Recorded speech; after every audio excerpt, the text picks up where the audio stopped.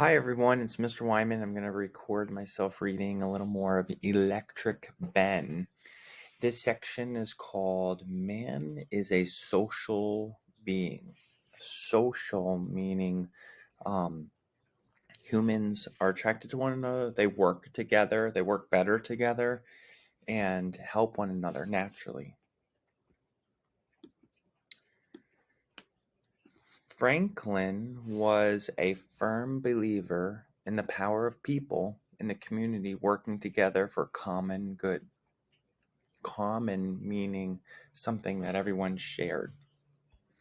He wanted conditions to be better for everyone, himself included. Ben also wanted to make people aware of what was wrong and get them involved in improving things for themselves. He was always coming up with ideas and persuading people to go along with them.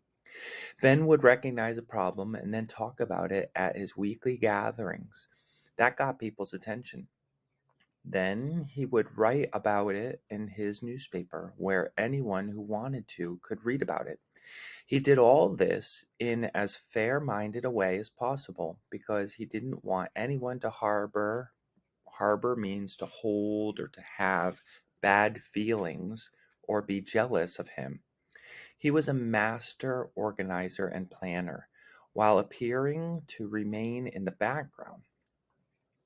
An ounce of prevention is worth a pound of cure. In other words, taking care of yourself, your body, the things around you could keep bad things from happening.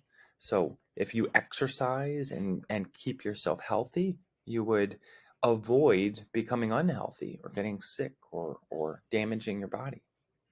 One early project of Ben's was Philadelphia's unpaved streets. Choked with dust in dry weather and a muddy mess when it rained, he convinced residents to pay the city a small tax to provide street cleaners and lamplighters, and got people to ask the local governing body, called the Assembly, to begin paving the streets. Streetlights were an invention of Ben's. He printed a pamphlet encouraging a college in Philadelphia and raised enough money to open an academy where poor children did not have to pay. It later became the University of Pennsylvania. He started schools for Native Americans and African Americans. Franklin was a key founder of the first hospital in America. He sponsored a police force. You know where my mind is. A police force where townspeople paid to have their streets patrolled. He formed a volunteer brigade. And here we see an image of um, people working together as social beings in order to put out a fire. And this is one of those things where we have letters. You have A, handheld rattle to sound an alarm. So that's one person's job. Leather fire bucket would be B right here. These buckets are made out of leather. They could be stored maybe more easily. Um, flambeau or night torch. Okay, so C, that would be like a flashlight. Here's C. This person is holding up a torch to light the way because even though the fire is going to be bright over here, where they're getting water, maybe you can't see, and it's important. And then we've got right here it says, fire was a constant threat in crowded cities with many wooden buildings and no running water. Colonial firefighters formed into bucket brigades and used leather buckets to throw water on fires or to fill a tank on a fire engine, which was pumped by hand to shoot a stream of water. One one line of the brigade passed full buckets of water to the pumper, while another line passed the empty buckets back to the water source. Hook and ladder firefighters pulled down sections of the burning building. And here's a hook and ladder, like a ladder and hook. Why would they pull down the walls of a building? So that it wouldn't blow up in flames like this. And if you spread out the material, the flammable material, the fire could then just naturally go out. And it would be easier to put out with less water than like a big bonfire.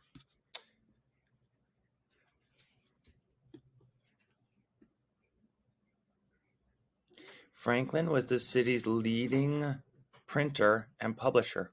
He was named postmaster of Philadelphia and later of North America. In 1737, he became clerk of the Assembly. Benjamin Franklin was easily Philadelphia's most prominent citizen. Prominent would be synonymous with important. Franklin thought women should learn accounting. It was, he said, likely to be of more use to them and their children in case of widowhood than either music or dancing. Widowhood would be if their husband had died. So he was looking to help females have more options. Franklin became postmaster of Philadelphia in 1737. Until then, people had to pick up their own mail. He introduced home delivery, which cost a penny for each letter. He now had a way to deliver the Gazette. He sent it along with the post riders. So this actually helped the people get their mail, and it also helped him deliver right to their homes his newspaper. Which that also probably promoted some of his ideas, like paving the streets and having a bucket brigade, and having this post office. Franklin helped establish the first schools of African Americans. Their appre- apprehension seems quick. Their appreciation, hmm, he wrote, their memory as strong, and their in every respect equal to that of white children. You will wonder perhaps that I should ever doubt it.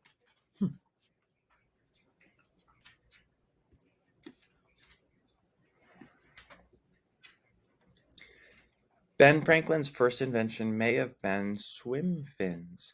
When he was a boy, they were wooden paddles strapped to his hands, which he concluded did not really work all that well. But that did not discourage Ben. He was an inventor his whole life. Ben was curious about all manner of things, and he loved to tinker, but nothing pleased him more than to think up something that had a useful purpose. He came up with designs and plans for many objects and improvements throughout his life. One of his most useful was a heating stove that we know now as the Franklin stove. In colonial times, the fireplace provided the only heat in homes, but it wasn't very efficient. Most of the heat went up the chimney, and rooms became smoky. In 1742, in 1742, Franklin designed an iron stove that fit into a fireplace. When the iron sides were heated, warm air drifted out into the room, and the smoke went up the chimney. Franklin never patented the stove, which he called the Pennsylvania fireplace, nor did he make money from any of his inventions. He felt it was his civic duty, which means the job of a citizen of a community to share anything that improved the common good of the people. That, as we enjoy great advantages from the inventions of others, we should be glad of an opportunity to serve others by any inventions of ours. And this we should do freely and generously, he said. Franklin's method of solving a problem was straightforward and practical. So here's the Franklin stove. For the better warming of rooms and at the same time saving fuel. Fresh air enters a passage. A. Where's A? Oh, right here. So maybe from the basement, it comes up, the air comes up and is heated by the fire. B. So here's the fire, and it's heating the air that's on the other side of this like little wall. And then the smoke, C, from the fire goes over this contraption and then goes up this chimney. D. The heated air is separated from the smoke by a flue. E. Right here's the flue. So this air um, is separated by this and flows out through the open front of the stove, F. So the heated air comes out here and into the room to heat up the people.